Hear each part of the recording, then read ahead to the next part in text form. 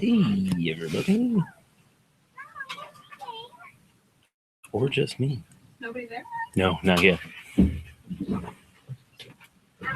came. Oh, that's good. Lucy came in. I see that.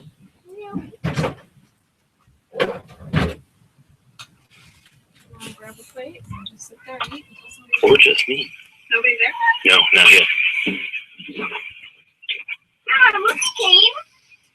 That's good. So we are actually broadcasting live and real. That's cool. Sure, if you can bring me a plate. After you get everybody else served.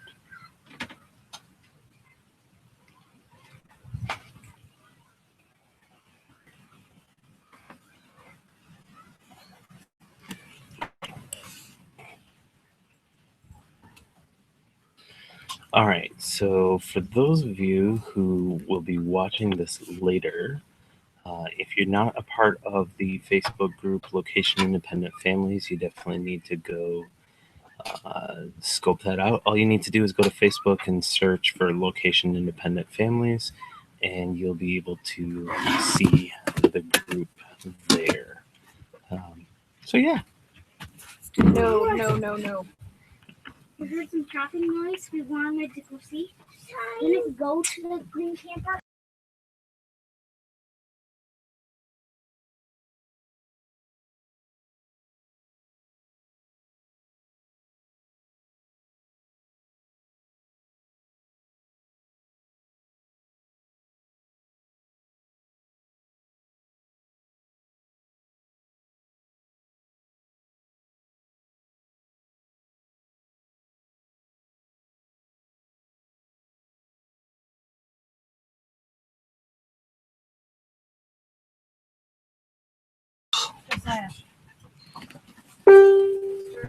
Hi, everybody. Looks like we've got 5 people on here now, but I don't seem to see any of you. Wondering if you could show up. The easiest way is to make sure that you go to the right place What is that? Powder? in Hangouts. Let's get that link again. The kids are eating dinner in the background, so if that's what you're hearing, enjoy. This is unlike client calls where everybody has to be quiet. This is actually for fun and letting everybody see what's going on here. So if you open up group chat, you should be able to see a link there. Hopefully that'll post if you're watching on YouTube, and it can take you over to this area. Now, yeah, I'm just hoping that somebody else shows up so that it's not just me talking at you, but that you can we can introduce and meet and hang out. That's kind of the hope. So yeah, some interesting things about location independence and traveling as a family right now. No. Right now, where we're in Cabo Pomo in Mexico, down the Baja Peninsula, and yeah, it's gorgeous time, gorgeous place. We have not experienced daylight savings unlike those in the States. Give you a little idea of what we see out our windows, if it will actually adjust. There we go. Now you can see the kind of mountain over there and the ocean right there. If I do it right, it will adjust right. And that's the bay of where we're at. There we go. So now you can actually see that we are indeed right on the ocean. We have a great view right outside our big, ginormous front windows. Out this little window right here, we have a palm tree and a nice palapa, which is just a bunch of palm branches hanging over like a frame to make an outdoor room. So, yeah, welcome to our house. I was not planning on being the only one here. I was hoping that we'd have some other people, but I will continue to talk for those of you listening. And if you have any questions and you can't communicate here, feel free to post in the Facebook group because I'm watching that as well. Hi, Ryan. And he did just that. So, yeah, see what you can do, Ryan. I'm still hanging out. Happy to connect with you when you get in here. In the meantime, while everybody's, I'm actually going to reply to Ryan here.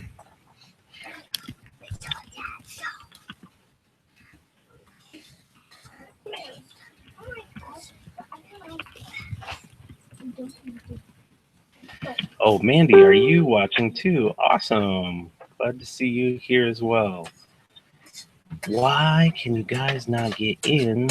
Because I'd love to have you guys actually on and share your screens as well. Let's see if I can adjust some settings. Hangouts on air. No, don't hide them. Broadcast a large video. Yes. New guests are muted when they join. No.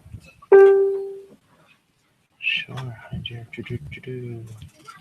have no idea how to. Well, great. Okay, so we're all going to learn here together.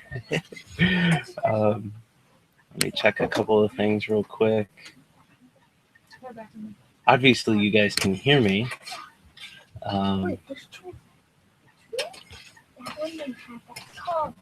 Here, let me just double check and make sure that this is the link.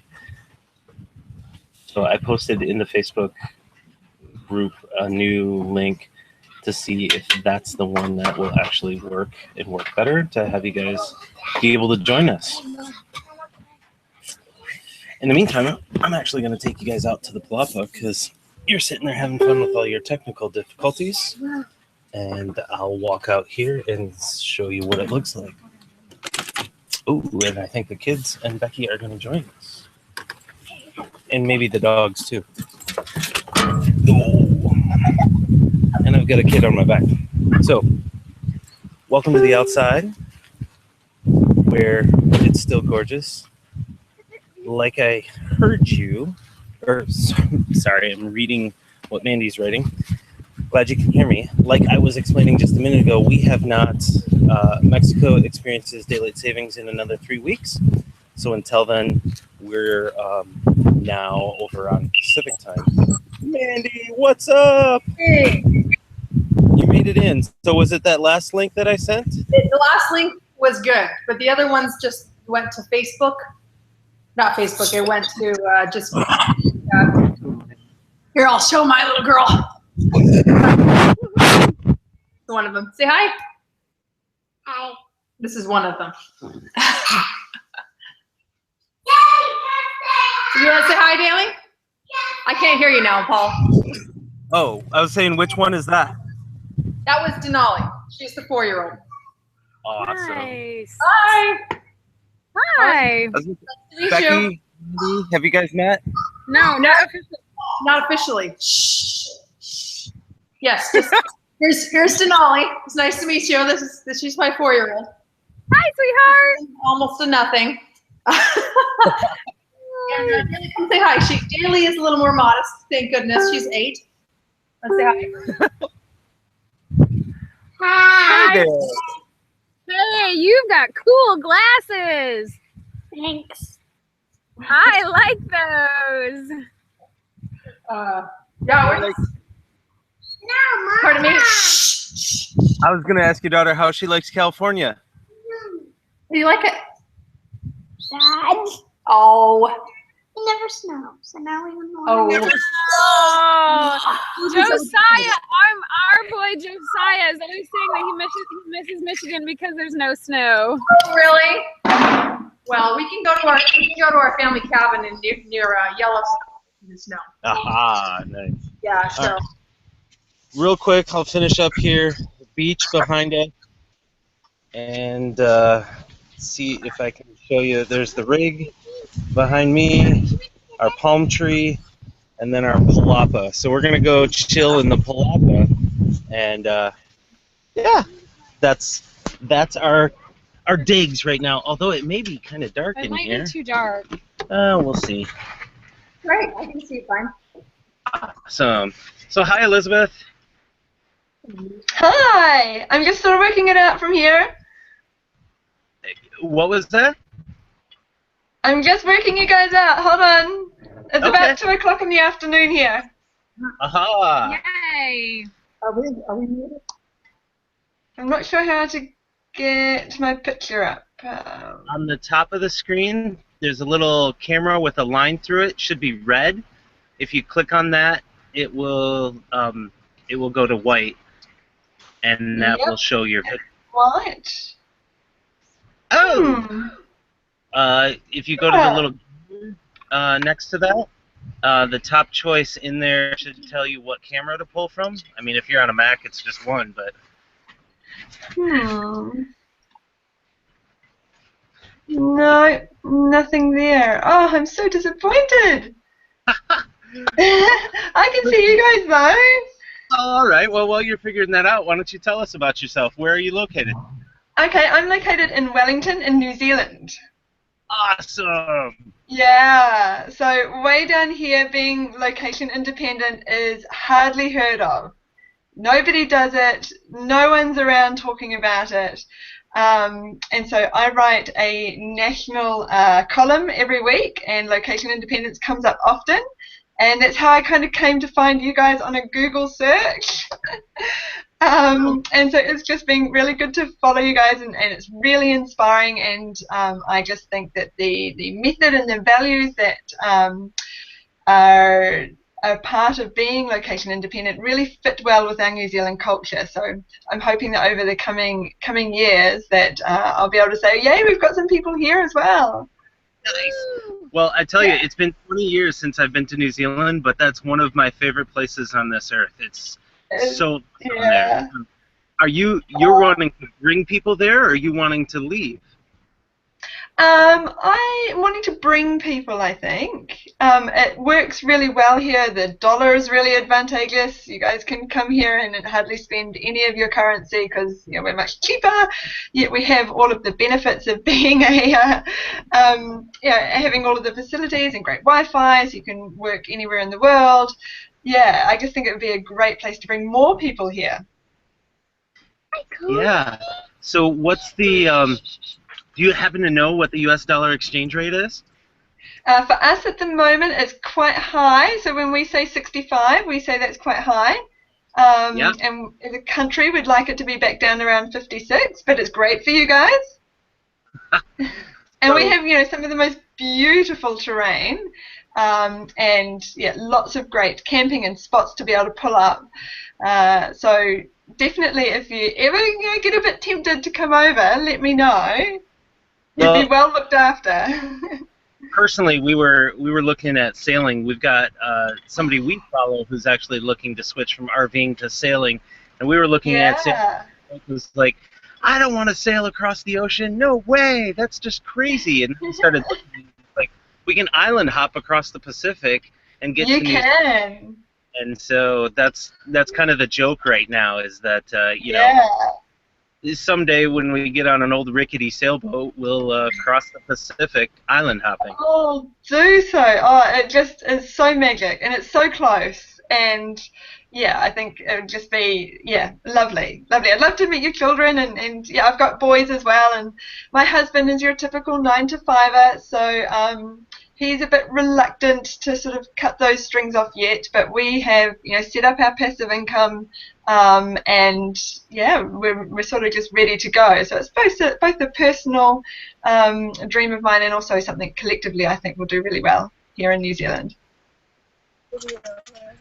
Very cool. So how old are your boys? My boys are 5 and 2. And they are, lots and lots of fun. We have some great churches here as well. Fun. Sweet. And Adam has just joined, and so Adam just missed out on Elizabeth's introduction. She's from New Zealand, writes a column, and generally covers location independence once in a while. That's right, And has passive income set up, but husband is reluctant to quit the 9-to-5. Yeah. He's a little bit old school, so he's still of the opinion that to be entirely different and to let go, is coming to grips with how that feels. That would be really interesting to just have a conversation about that, because Yeah. we've had a couple of posts in the forum already just saying, hey, how do I help my spouse overcome their fears or hurdles or questions? And Yeah. that's a really good topic that we should talk more about. It totally is, and the thing that works for me is I paint the picture as vividly and brightly as possible. So what it would be like. Every time he has a bad day at work, I'm like, well, what would it be like if you didn't have to go tomorrow? Or it's just as bright as possible. Every time it's winter and cold, because as you know, we get some really cold winters. I'm like, well, what if we just went on holiday every winter to a summer place? Yeah, come on. Yeah, I mean, I think I've actually sent him some photos of some of the destinations you guys have been to. yeah. So what I'll do, I'll make sure to highlight the ones where we talk about the positive things and not the ones where we talk about Everything breaking down. yeah, or things something. breaking down, challenges or anything like that. Yeah, that'd be good. Because there's no stress in this life. I mean, once you go location independent, it's totally stress-free. Whatever. Yeah. Yeah. Not so much. So, anything else you want to say about you or questions you have, Elizabeth? No, just it's a pleasure to meet you. Just keep talking. I'll keep talking to you here, and if you know someone who knows someone who's coming this way, let me know. Well, after this call, I want to introduce you to two friends of mine. Yeah. One, his name is Damien, and his wife is Kirsten. And they're just about to have a baby, but they live now in New Zealand, and I don't even know what countries they're originally from. They're digital nomads, that sort of thing. And then we also have friends, the Scots. He's a pastor in New Zealand, originally from the States. So it'd be fun to go up with them. I'm not sure. The Scots live near... Whereabouts is it pastoring? Somewhere near Auckland. I have no idea. I can look it up. But and then the other ones... Shit. Damien, I have no idea where No, but I'll look it up. But That sounds great. Yeah. I'm not going to be the typical American who's like, oh, it's New Zealand. I'm sure you know him. You've met him, right? The chances are when people do that, we actually do know them. So we only... Does it depend on if they're North or South Island or not? Yeah, no, it doesn't really matter. In terms of pastors, we don't have a lot of pastors, so I'm like, I'm sure I can figure this out. Wow. Sweet. So, Mandy and your daughters, wondering if you guys could give us an introduction into what life is like in California. And if Mandy's not there, she won't be able to. Oh, here she comes running! I'm multitasking. I see my apron on. I'm kind of cooking at the same time. Kind of? Or are you burning things? No, I haven't put the meat on the stove yet, so. Well, I scheduled this and totally foobarred it because I scheduled it during our dinner. So our boys are eating and making a mess. And, yeah, having fun. Yeah, so, well, California, life in California is pretty good. Nice and warm. Yes, we're going to be getting a pool this summer. So it's really hot here, so it's good. There's so much to see here in California. We just we bought it. I told you before last year we bought a tent trailer, and then we're selling that now, and we're graduating to a pop-out tent trailer. So like a nice trailer with tent pop-outs. So we could now we could live in this thing if we wanted to. But and we probably we'll take it around the country at some point. And Elizabeth, I can really relate to your challenge with enrolling your husband in the whole idea of the lifestyle. My husband really come a long way. But at the same time, we've come up with a solution where he'd be coming home to the States 1 week out of the month to work, because he does shifts, works as an anesthetist at the hospital, kind of like an anesthesiologist. But like that, I don't really want to live a life like that, and I don't see a need for it. He just sees it as like, well, I want to be able to. I don't want to lose my job when we really don't. We don't need that. We don't really need that income. Yeah. If we wanted to live on the cheap, right? Not even live on the cheap. We could live. We wouldn't be able to reach our some really high level savings goals, but we definitely would be able to live very well. So I don't know. I could ask him to give that up or not, but that's one of the challenges that I'm running into. Yeah, yeah. Well, let me know how you go with that. It's not a bad. And, Pardon? and for everybody else, your daughter's ages? 8 and 4. Yeah. Nice. And as you know, Paul, I work from home, but it's location independent. I can do it from anywhere in the world. Mommy, As Mommy, this is the last of here. helping other entrepreneurs have freedom. Hey there. Mandy, business. If you have any questions about growing businesses, especially in the service sector, she can help with that. So if you're consulting or whatever, Mandy's pretty good at helping businesses grow and develop. Yeah. Specifically becoming hands-off CEOs, have the business run without them, so that they can go around the world. Guilt-free hands-off CEOs. That's Guilt- the key. Did you say guilt-free? Yeah. Guilt-free. Oh. Because for me, like, it's always like, oh yeah, I own the business, but I don't have to work in it, and oh, I feel guilty, like, oh, I really should, but No way. No way. My employees work more than me, and I love it. yeah, I got to be careful because I'm sure one of my employees might be watching this. So, but hey, Craig, good to have you here. We're going to go through one more introduction, and then I want to hear your story and what's going on with you. Adam, can you fill us in on what's going on with you? I think you get to chime in with the whole spouse not wanting to become location independent on the other side of the gender. Oh yeah, and I gotta say I'm more of a dreamer about it than I'm happily location dependent as well right now. But you know, I want to keep my options open, and my wife, she is a stenographer, so she works 4 days a week, and you know, if she wanted to, I'm sure she could find you know, a way to work abroad if she wanted to do that. You know, but I just like the idea of traveling more. I like the idea of traveling with my kids more. I like the idea of pulling the kids out of school every once in a while. So that, you know, that's kind of why I'm part of this. And I really like the idea of making money that's not attached to a specific place, because I used to run gyms for a while, and that brick and mortar thing is not for me at all. So a lot of it is just the mindset that I like to be around. All right, and how old are your kids?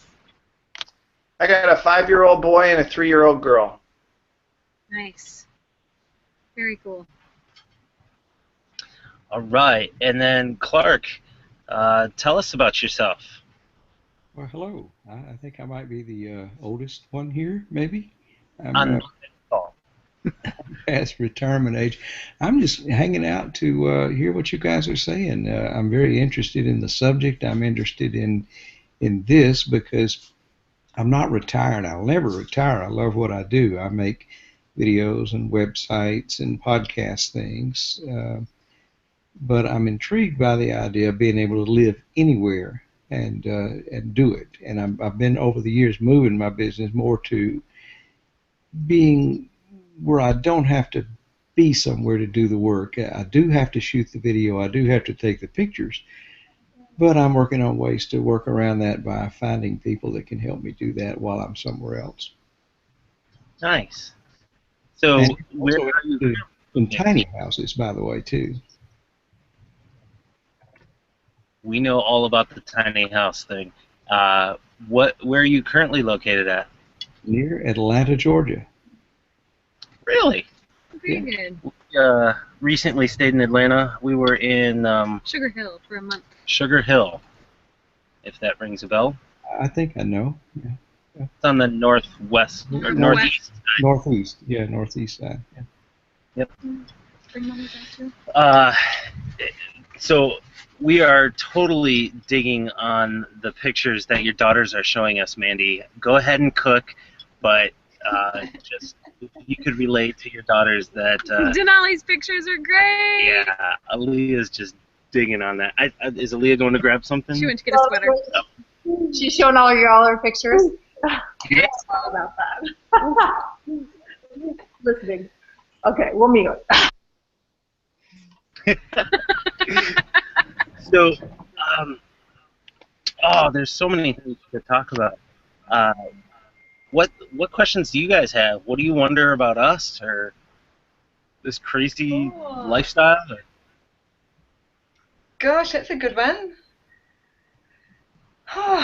I don't know. Here in New Zealand, everything's really on the wave. Like tiny homes is something that people barely have ever spoken about. But to buy a house in, say, Auckland is about 16, 17 times your annual income. So yeah, it's pretty steep. Yeah, so we're talking about tiny homes sort of the first time. What's it like over there? The tiny home movement? Yeah. So, like, it's all the rage right now, and in fact, so much so that friends of ours built their tiny home on a trailer because they wanted to move essentially from one side of the country to the other side, and they wanted. So they were moving from, for those of you who know the U.S. geography, they were moving from northern Michigan to Jackson Hole, Wyoming, and when they got to Jackson Hole, they wanted to have a house. Tiny house. So they built a tiny house, put it on a trailer, across the country, and then set up in Jackson Hole, where they're now ski instructors and whatnot on the courses up there. So, yeah, it's cool. I would say it's all the rage. I would say, like, it's what everybody's talking about, but I don't know that think it's mainstream going that direction yet.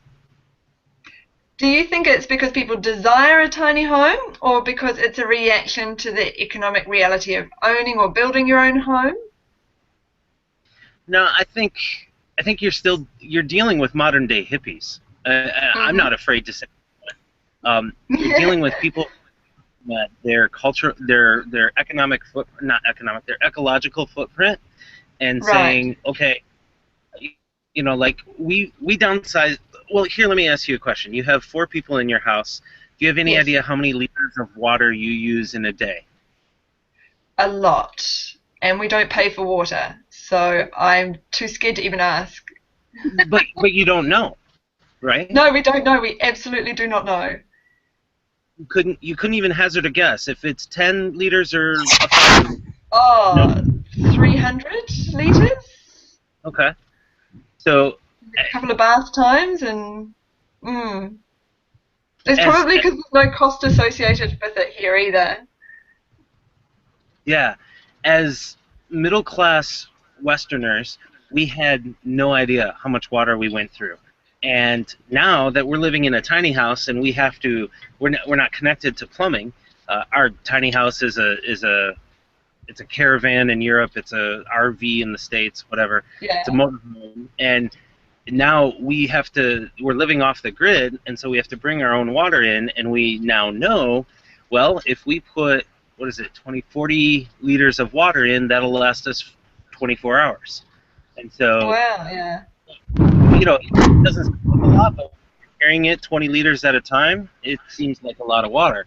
And but the concept for us is on the tiny house movement.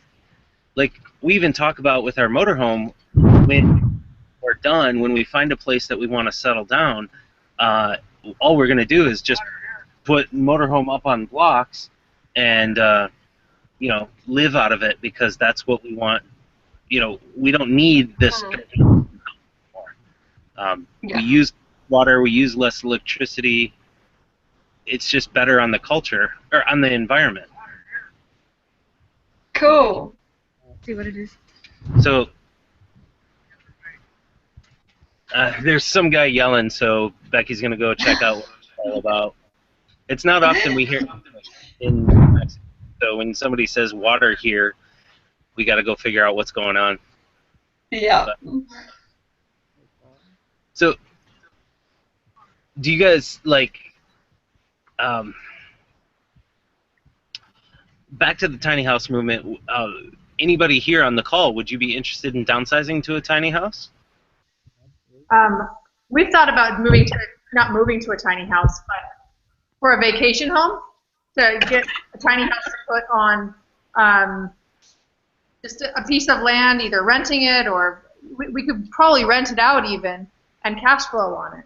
But Yeah. I know that's We were thinking about that yet. well, that's looking about we were looking at in Big Bear actually. That was one place that we're looking at. The thing is that if it's on wheels, then you don't have to have all the permits and everything for it. And there's that's a really big part here too. yeah, so there's this company in California that makes these adorable little houses that are basically just on the flat of a trailer bed, and really cute little houses, and it would be so cheap. When we priced it out, we were looking at maybe getting a rental property in Big Bear, and you could get it much cheaper, and it's nicer too. And you There's also cargo container houses. Because as much as it's all the rage right now, you pop that on Airbnb, and people are all over that. They're looking for tree houses and tiny houses. They want to check it out and see if they can live in it, if it will work for them. So, I don't see why not. And then, hey, it's more cash for you to live a different lifestyle. There's cargo container houses as well. Everyone. Cargo container houses would be cool because you can ship them. True. Ah. Can you put windows in them and still ship them? Yeah, I've done a little bit of the research. I don't know if you can ship them after the windows are in. That's a good question. What about permits on that? Company called Montainer, Montainer, and they have some really cool designs. There's a ton of places that have cool designs. And there's a lot of... Oh, yeah, I'm looking at them now. They're cool. Yeah. So there's a lot of possibilities with that stuff, and I think, yeah, Airbnb. We have somebody here in Portland, I forget their website, but they are building, they're saying about $30,000, and they can be all permitted up, and people use them for Airbnb and stuff like that. Very cool. That is really cool. I wonder if they would ship this far. Well, there's somebody in New Zealand doing it too, I'll bet you. The thing here in New Zealand is that if we can put it on wheels, we get away with about $35,000 of council red tape that you have to go through. So once it's on wheels, that we take all of that out. Yep. So that's sort of the difference between the container versus the tiny home movement. Well, container, I mean, they have to put it on a trailer to get to wherever you want it, and you just buy the trailer, and you're still on wheels. Yeah, it's still right? on wheels. Yeah, absolutely. We're thinking outside the box. You have to do that with this because, the box is current culture, and Yeah. I don't know. It's not what I want. Keeping up with the buses and all. Hey, Can I just say it's beautiful to meet you all and meet your family. I have to go pick up my kids from school now, and so I want to say hi and thank you. All right. Okay. I have to jump off as well. you. Lovely to meet you. Bye, Cheers. Mandy. Bye, Clark. Bye. So this is Aaliyah, and she's 9. Josiah is 8. Pace is 5, and Xander is 3. And they are our crew along with our 2 doggies. Lulu and Cody. Lulu and Cody. So yeah. And we just wanted to say hi to everybody. And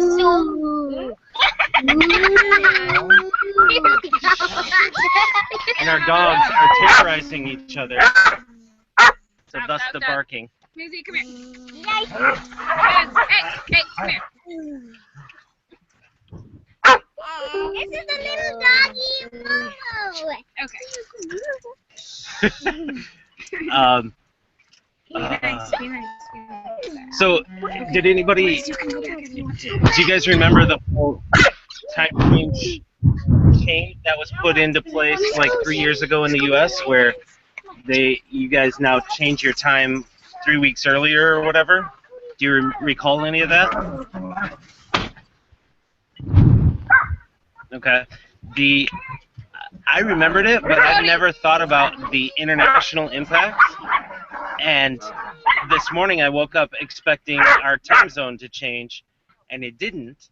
And I was like, what's going on? And so, because I just rely on my cell phone to determine, what the real time is, because I trust the cell phone providers for some reason. So I started digging into it this morning first thing when I woke up and found out that Mexico is still on the previous schedule. So in 3 weeks, we will change our daylight savings. So for 3 weeks, we're an extra weird hour off. So it's really weird. I was not planning on that, and so now all of my calendar appointments for this week with my clients are all goofy, and I'm going to have to get up at 5 in the morning just to make my phone calls, but it'll work. Just the things you don't think about when you're not traveling or not in an international location. Yeah, but I've known people who've had a lot of issues with that. It was a total nightmare every time the time switch would change because they were a nomad somewhere. Don't have a solution. Yeah. I figured, certain countries, they just don't change time, and that would be a problem, but it never dawned on me that the countries who change time at different times. And so, it's just a zoo. There's no rhyme or reason in my world. And personally, I don't think we need it at all. It doesn't really save any energy. Okay. But that's my sense. I was trying to find that little tiny house website because you could find them for under, I think they were around 30,000. I was looking for the website and I couldn't find it. Did you get to the Montana place? I did, but they're like $50,000. These little cute houses are like $30,000. And for $50,000, I'll build my own. I would love to see that. You with a hammer and a nail gun. All this. No. You think that I would be the one? I'm the hands-off CEO here, right? I delegate. Nice. I fly in my dad and my father-in-law. They'll do it. Daddy, bat the eyelashes, please. Oh, they'll have a ball. They're retired. They're so excited to get their hands dirty with something fun. Yeah. Yeah. So tell us more about yourself. What are you podcasting about? What are you creating these videos about? We can't hear you. Well, let's see. Can you hear me now? We can. Okay, Yep. There we go. Okay. I have some. I do work with I'm going to move my computer. I do work with a couple of nonprofit organizations. I do video and web work for some businesses. The podcastproducer.com is just kind of a promotional effort that I'm using to just build attention for my services. In fact, I did a tiny house feature. The Podcast Producer has only got a few podcasts up. It's thepodcastproducer.com. Go check out Tiny House Atlanta feature. That's a group I've gotten connected with, and it's just local people in Atlanta that are interested in tiny houses. And the leader of the group, the founder of the group, Will Johnston, is an advocate with the city of Atlanta going through the thing of, okay, what are we going to do to get tiny houses off of wheels exclusively and let them be resting on the ground rather than on wheels? Right now they have to be on wheels to be legal. So check out the feature. It's thepodcastproducer.com. And the group is Tiny House Atlanta on Facebook.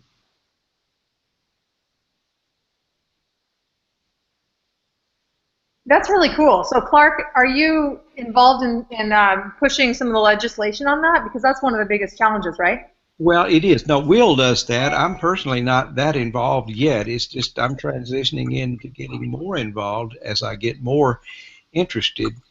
in the whole tiny house idea, some words that I heard about tiny houses, the way Will puts it is less space, more living, and he talks about experiential living. The whole point is you put your efforts into living and not in working to pay for a more house than you need. And I love that idea. That's a marvelous concept. Now, bearing in mind, I'm at the other end of life. I'm on out there moving into the later 60s. So I've got a different reason maybe to be interested because I'm at that age bracket. Well, the way I see it is like I think that's a very applicable reason for you to be looking into it because around where I live on the coast, there are all these like RV communities sprouting up where people are retiring. You can live in a fifth wheel, and what is wrong with that? I mean, that's a great way to have a retirement. I love it. Yeah. And where are you? I am in Bakersfield, California. Oh, okay. Okay. So I see this tiny house movement as like a way to really foster social equality, because here there's people who are homeless partly because there's just this ridiculous standard of what it is to have a home. We don't have to have we don't have to have hundreds of thousands of dollar homes for people to have like homes that will keep them safe and dry. And just because you can build $1 million homes doesn't mean that every person should have one. Totally agreed. That doesn't mean that I won't have one, though.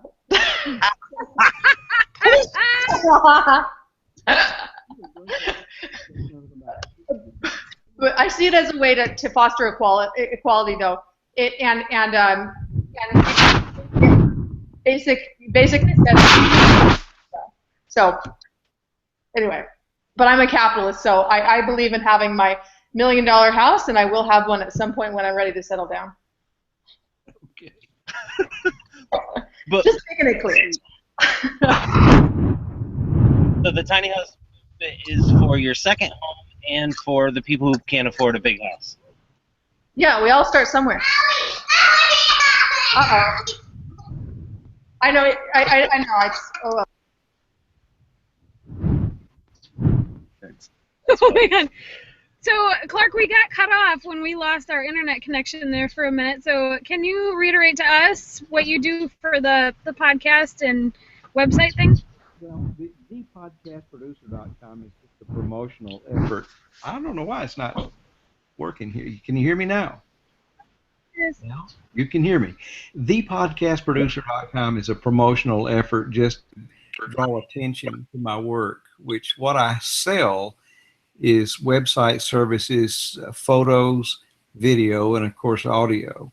And I just realized that thepodcastproducer.com is probably a good way to drive interest.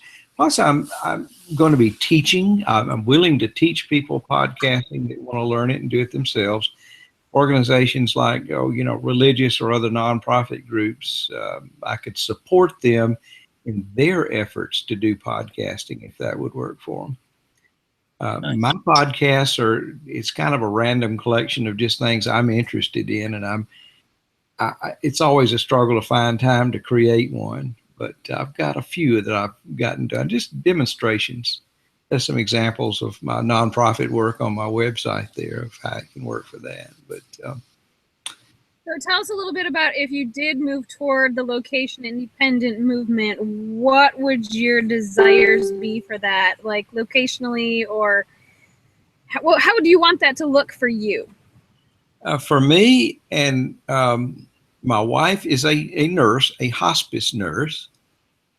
It would just be nice to live near her work and in a place that we could enjoy things that we enjoy. She likes herbs and natural things. I enjoy bicycle, backpacking, that kind of thing. Just to get further away from the city of Atlanta, which is just too big, too spread out, and I want to get away from it. It's bad. It's real bad.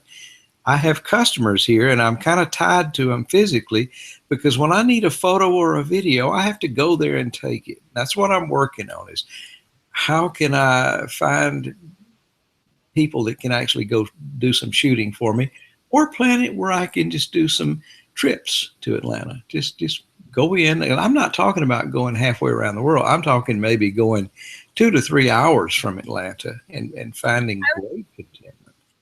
I have family in North Georgia, up in Habersham County, up in kind of the mountain area. And he'd be good to be near. It would just be great to be near my family up there. I was thinking that being in Atlanta, there's very good clients, the people who she services with hospice. They're probably anywhere from a half an hour to 4 hours away. Yeah. And that's a long drive. Well, To be I could away live from with some drives. I mean, it wouldn't be a daily thing. Right. I mean, I could come to Atlanta 2 or 3 times a month and probably get all I need to do done. Yeah, that's just it. Is if you can schedule it around the way you want it to happen and when you want it to happen, that would be a lot better than having to be tied there because it might happen anytime. Well, that's true. Sometimes I may need to pick up, oh, okay, I've got to go to Atlanta tomorrow. But then if I'm living location independent, if I'm living in a trailer, I'm kind of, I've looked at tiny houses. I kind of like just a camper. A camper. Yeah. My wife needs a building. We'd have to put up a garden shed. She would need a structure, but it would not need to be finished like a home. It could be a relatively inexpensively built structure, weather tight, but it doesn't need to be heated, air conditioned. Maybe maybe a little heater for plants in the winter or something like that. But she's learning about and is very, very interested in herbal healing herbs. And she harvested chickweed out of her front yard a couple of weeks ago and making chickweed salve right now. So that kind of thing. Nice. Yeah. Healing powers. Yep. I like it. It's, we're kind of naturalists and believe in the power of herbs and that sort of thing. And it's it's where we originally got our medicines from. Oh yeah. Well, that's very much. So she's big into that. So just where she can do her thing and I can do mine. Nice. Yeah. Very nice. Cool. Well, we're going to take off now. Okay. But pleasure to Clark. Yes. Thanks for coming on. Okay. I don't know how to hang up, but I'll figure it out. We'll do these calls again in the future. So thanks. Thanks. Bye. Thanks.